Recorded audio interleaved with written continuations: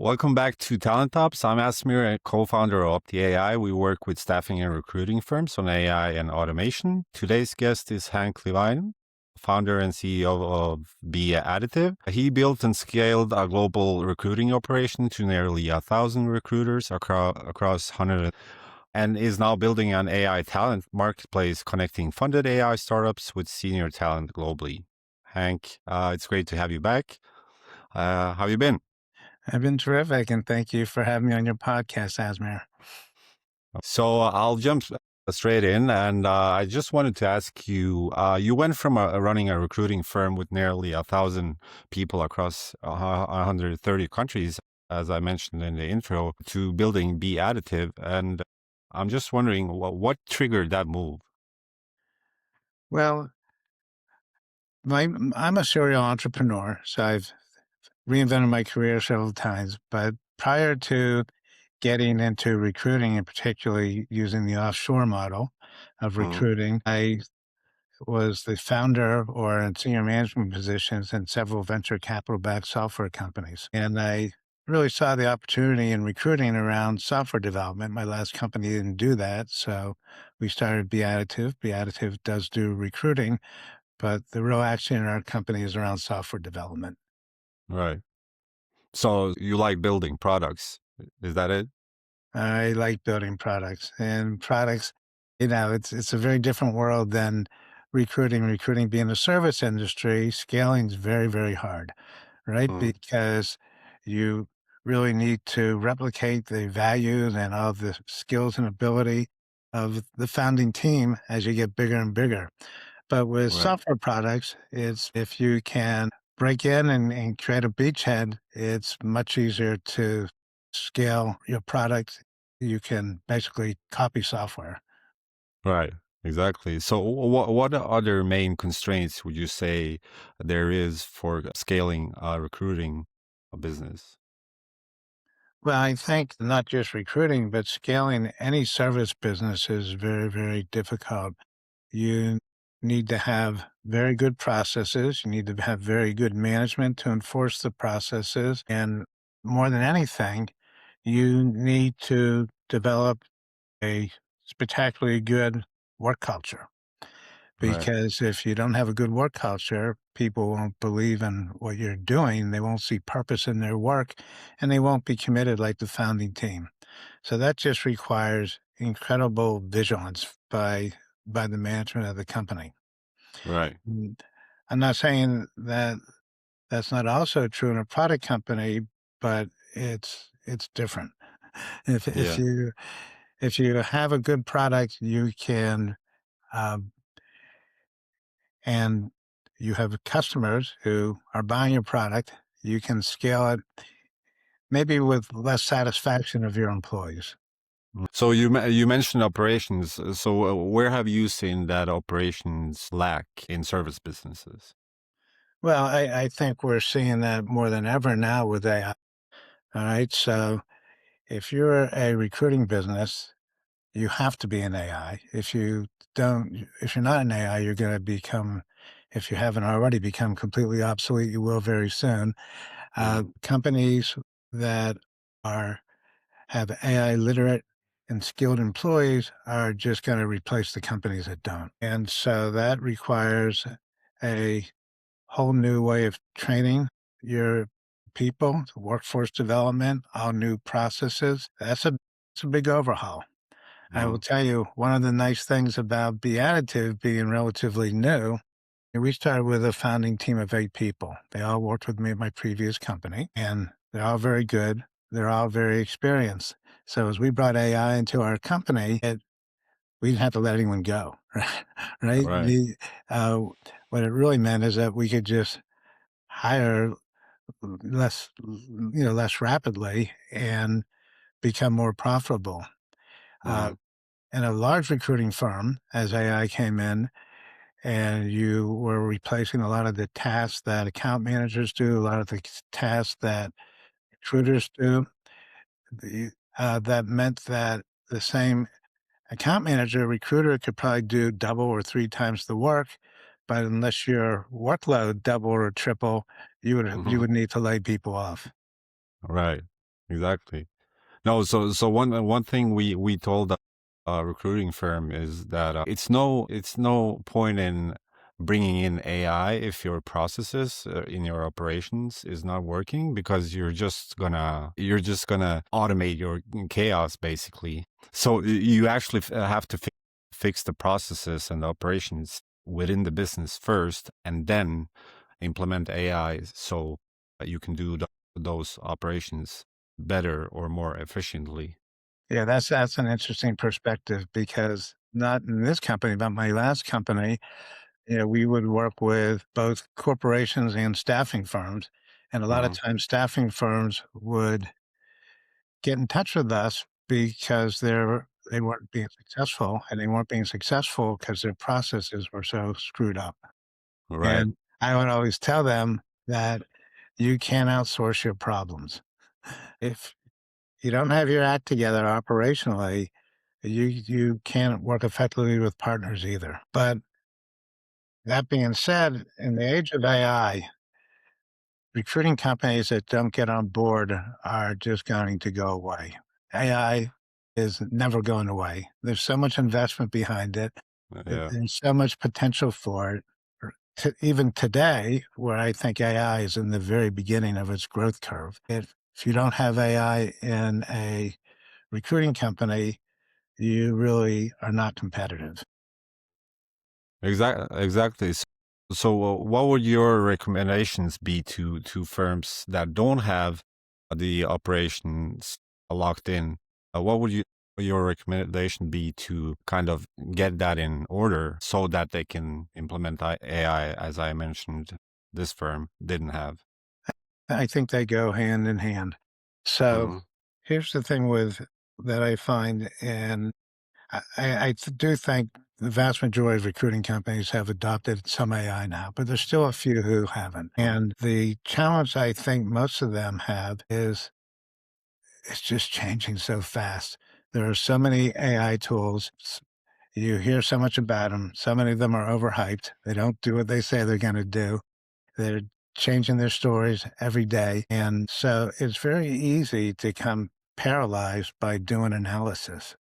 There's Hmm. just so many choices to make. You don't make any. And that's the Hmm. worst thing you can do. The first thing I recommend the companies is to just get started.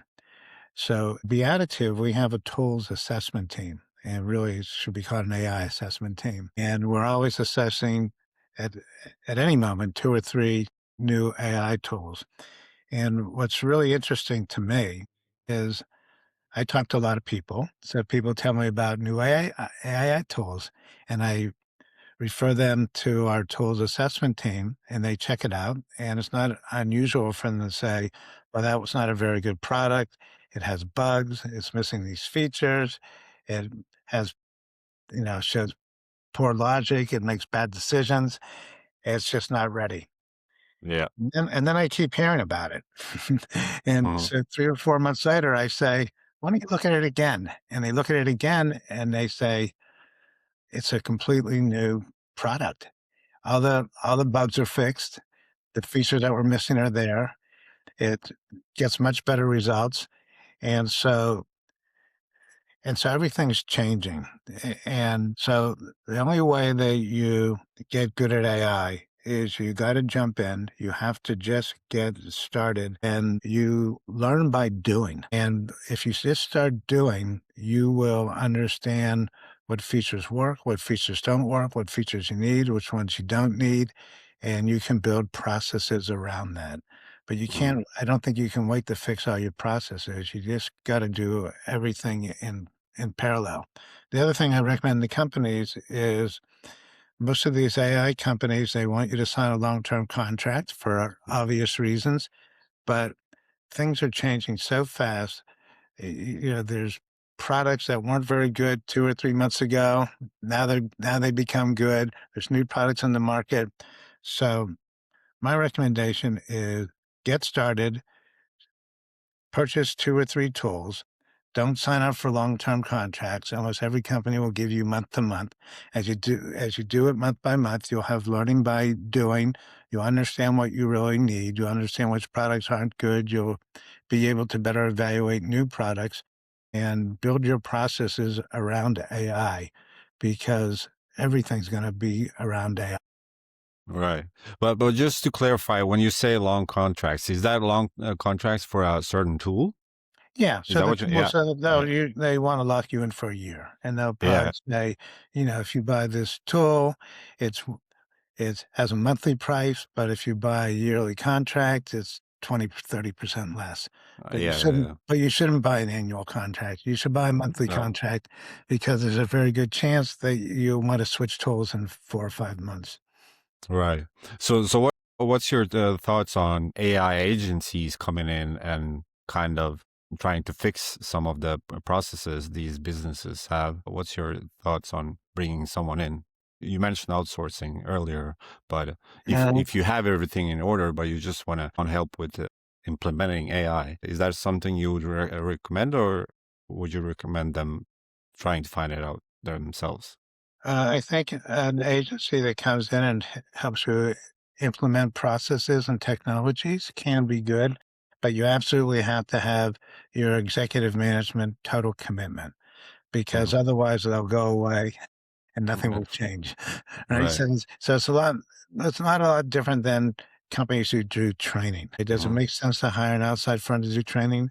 Absolutely, if you have a company commitment to it and you're consistent and you make sure it's just not training and then people go away, and you don't do it. You have to make it habits. And so if you do bring in outside firms, make sure that you have people on your staff who are accountable for making it happen when they go away. Make sure that they have their hands all over everything that's happening so that they know it as well as the people bringing in the bringing in the training, bringing in the change. Yeah, I actually agree because our model has always been that we done with you services, at least for a certain period of time, because then we can make the firm that we're working with accountable to actually use what we implement instead of just handing it off to them. And yeah, because they're not going to be satisfied with the service if we just hand it to them and don't even explain them how they can take advantage of what we implemented. So we go in and we help them, let's say for 3 months, 6 months, and then after that we can go to a check-in once every 3 months just to make sure that everything is okay. But we don't believe in just doing done for you services and just leaving them with it. Yeah, if you throw it over the wall, it's almost sure to fail. So the Yeah. two things that I mentioned, you have to have absolutely total commitment from the executive management team, and you Mhm. have to have people at the operational level who own it and understand it, as well as the people bringing in the outside firm bringing in the change. If you do those things, it can be very effective. Amazing. Yeah, I agree. I just want to circle back to Be Additive. So Be Additive is a family of companies. Would you say that's right? That So is with staffing, KPO, and the marketplace you're building. So how are these companies fitting together? well, they fit. There's a lot of we believe internally, as you look at the staffing world, I did a lot of research on this at my last company. So I think I Mhm. understand this dynamic pretty well. The companies who get big in staffing, they usually don't have hundreds and hundreds of clients. What they do is they have some big clients and they go very deep and wide with them. So in our business, that's what we're trying to do. We're trying to find clients where we can go deep and wide. You're much better off in staffing if you can get four $20 million clients than 80 $1 million clients. Mm, And so what we find is most of the companies we work with are large.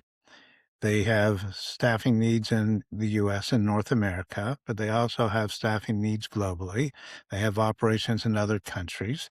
So we can set up teams through our knowledge process outsourcing group that do things such as, setting up a marketing team in the Philippines or a team of developers in India. Most of our clients have those sort of needs. And so we mhm. can cross sell pretty effectively. As far as our AI talent marketplace, we are focusing on on funded AI startups, but even though those funded AI startups are working with bigger companies. So we try to be real partners. We try to introduce our clients to other people. They introduce Mhm. us to other people. It's all Yeah. big, it's a big ecosystem. Yeah, in a sense, it's a vertical integration essentially. Yeah. And also, for us, the way we're structured, Um, and we get into details that might not be so interesting to your audience, but when if you're building software products, you'll at some point need investors. Investors don't generally want to invest in services companies, so breaking this off as a separate company gives them a entity where they can invest in that entity and not the whole company. Mhm, right. So you mentioned AI startups, and you're describing a market where funded AI startups offer $300,000 to $500,000 equity and still get turned down. What's actually happening there? So here's what's happening. As I'm sure you've heard, AI, at least in the technology world, is actually replacing a lot of entry level jobs, like Right. more entry level programmers, developers, and so forth. But at the high end of the market, the senior AI positions are in incredibly short supply. So there's way, way more demand for them than there is supply. And these companies are raising astronomical amounts of money, like amounts of money that we've never seen before in history. And when Yeah. people put that sort of money into your company, the investors don't sit idly by. They're demanding build, build, build. But it's very hard for these companies to build, build, build if they don't have their key senior people. So these key senior people not only bring a lot of technical knowledge, but they have knowledge of how to build. They have a big network of people and so forth. They get paid unbelievably large salaries. Typically, most of the positions, if we're hiring them in Silicon Valley, they're three to $500,000 annual salary plus stock options. And even with that type of pay, even if you can find somebody, the startups have a hard time hiring them because people at that level can pretty much call the shots. They can pretty much work where they want, and they usually want to work with big tech because big tech is even better funded, doing more interesting work in their mind. They get even more compensation. So it's just very, very hard for these companies to get going. Meanwhile, I've been working the last 20 years with technical people all over the world. And I know that there's great technical people in lower wage countries, India, Philippines, uh, in Western Europe and so forth, in South America, Latin America. And these people usually working with local companies. They might have PhDs in AI, but they're still working with local companies, and their global exposure is very limited when they do that. Mhm. Um, and their pay is lower. So we built a marketplace where these funded AI startups can post their jobs. We have vetted talent from around the world that's also in our marketplace, and we use AI to match them up. We also use the people in our other companies. If we don't have a perfect match, we go out and find them. Mhm. And so what it means is for the people working offshore or nearshore, they can generally get a 30-40% pay bump, but what they really get is global exposure as opposed to local exposure. It really Mhm. builds their resume. For the Silicon Valley company or even, companies in Europe, they can generally hire someone under a very long-term contract. The person works remotely, but they can usually hire them in 2 or 3 weeks, and they can usually get them for a third to half the price. That's crazy. Yeah. Yeah, it is crazy. It's a crazy time. So Mhm. I always tell people about staffing is you gotta be nimble. In staffing, you don't create demand. You don't create the market. You gotta be looking where the opportunities are, and you need to pivot fast and go after them. So staffing the last 3 years or so, at least in the US, but also in Europe, has been in kind of a little recession. It really hasn't been there's actually been negative growth, and now we'll probably see some very modest growth in 2026 after 3 years of negative growth. But there's always pockets that are growing. So In the US, the pockets that are growing is in AI is Hmm. exploding. Healthcare is exploding, somewhat less so in construction, but we don't really do construction. No. But there are pockets, and you need to be nimble as a staffing firm, and you need to go to the pockets where the growths are. You need to think about how you can maybe give different service offerings. In the United States, there's a lot of companies that used to do pure staff augmentation that are now doing statement of work jobs, which means they're responsible for deliverables. They take on more risks, but that's a very growing market where the staff augmentation is not growing. So, Mm. if you get into if you get into statement of work jobs, you need to reimagine your company. You now become a business advisor and not just a commodity supplier of talent. Yeah, exactly. When we spoke last time, you described senior AI talent as builders, not doers. Can you explain that? Yeah. So one of the things that a lot of times I talk to college students. There's a lot of college students who are panicking because Uh-huh. you know, particularly people in computer science who used to have so many job offers. Now they're not getting so many. Uh-huh. And, what I tell them is to make yourself valuable in the age of AI, learn a second language because AI is great at the language of programming because Mm. programming compared to spoken languages is very structured with lots of rules. And AI is very, very good at building stuff with a lot of structure and rules around it. So if all you know is how to code, you are at risk of becoming obsolete. So my advice to them is learn a second language. That means learn the language of humanities or sales or an Mm. industry. Yeah. And then if you have multiple languages, you become very valuable. Well, if you look at the senior positions, they're actually people who've learned multiple languages because they not only know the technology, but they know how to build product and and they have a network of people they can go to and that can get things done. And so I think that in these senior roles, it's much more than just being a technologist today. Yeah. And that's what I'm referring to. I think you need to be a specialist, but you also need to be broad. Yeah, And exactly. and that's what makes these people in such short supply, right? Because that's hard to do. Yeah, because they're actually fitting a lot of they're just checking off a lot of checkpoints. Essentially, they can do sales, they can do technology, they can build teams, they can do everything essentially in a Mhm. good way, and they can connect it all together so it makes sense. No, so that's amazing. So you mentioned that the industry has been in a downturn for almost 3 years, and you said there's some healthy pockets. You mentioned some. So you mentioned healthcare. Did you say healthcare? Well, so I'm talking right now, I'm talking most of the US, but Yeah. the healthcare market is very Mm, healthy. mm, Uh, we have an aging population, like mm, almost all the world does, and mm, those people need more healthcare.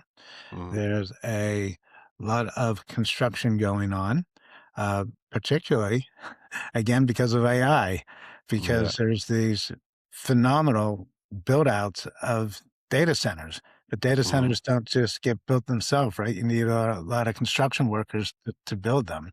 So that's a good pocket. And yeah. in certain industries, particularly Mm, industries that service wealthier people, they're doing mm, pretty well. mm. So there's always Right. That's good. That's good. So, yeah, Be Additive and the marketplace you're building. Last time we spoke, you said that you were in the pre-beta phase. How yeah. long are you now? So we're doing our beta launch end of this month. End of this So month? we're all working nonstop to get it out. So I worked Yeah. this whole weekend because I'm like reviewing everything and Mm. going through things, and we're cleaning up some of the UI, Yeah. and we're getting ready. Amazing. So I just wanted to round it off with some questions in regards to AI and where it actually has value in the recruiting now, not in theory, but in practice. Can you elaborate a little bit about that? Oh, I think it as first of all, I say it depends on the type of recruiting you're doing. So you'll Yeah. have different solutions, but let's just look at the account management side and the recruiting side.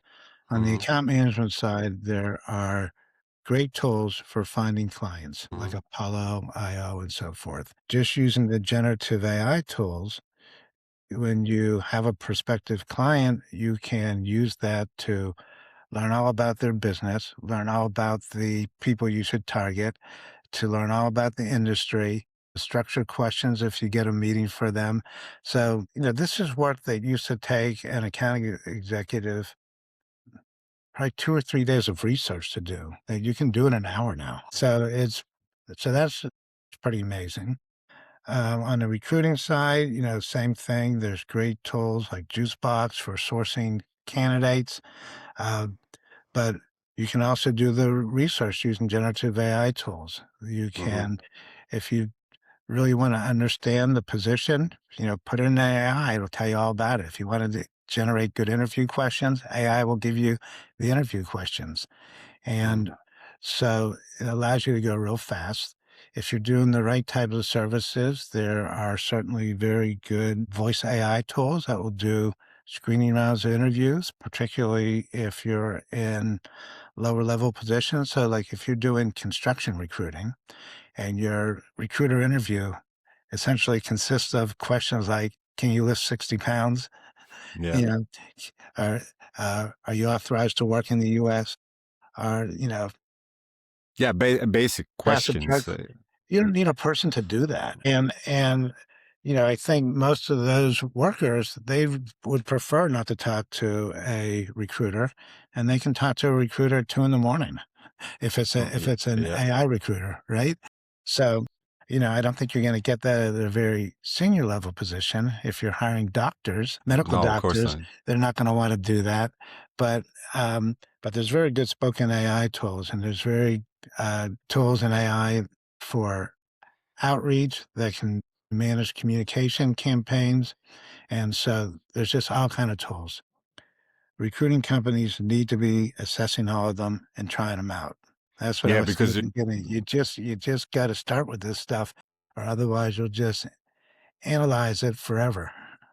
yeah, because on the internal side, you have pipeline tracking, you have candidate follow up, you have admin. So these are some of the Yeah, things that can be big bottlenecks, and and there's a lot of you can do those all with AI. There's great tools for all that stuff. exactly. But there's still a lot of companies that's not leveraging those tools, and that's Yeah, well, those companies are gonna become history. I mean, I don't mean to be that blunt, but look, if you can do better quality work and produce twice as much work for the same price, you're not doing it, you're not competing, exactly. right? No, It'd be like a company that says, "I'm not gonna use a personal computer, I'm gonna have a big team of typists." That's like that sounds so absurd, right? But that's what it's gonna sound like in another year or 2. yeah, but that's a good analogy. So yeah, I agree.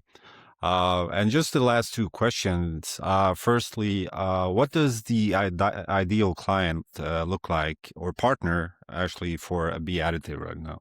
Well, it depends on which of our businesses. All right, so when we're in staffing, our staffing is very North American focused. So we're looking for enterprise clients. They're Uh-huh. large companies.